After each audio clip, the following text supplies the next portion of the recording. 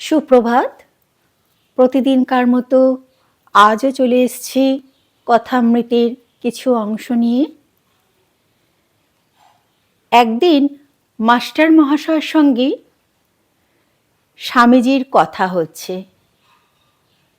তো মাস্টার মহাশয় অর্থাৎ কথামৃতাকার মাস্টার মশাইয়ের সঙ্গে কথা হচ্ছে।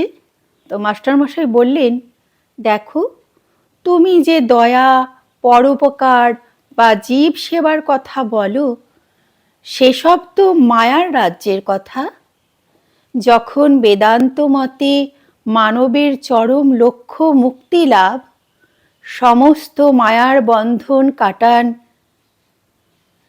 তখনও সব মায়ার ব্যাপারে লিপ্ত হয়ে ওই লোককে ওই বিষয়ের উপদেশ দিলে ফল কি হয়?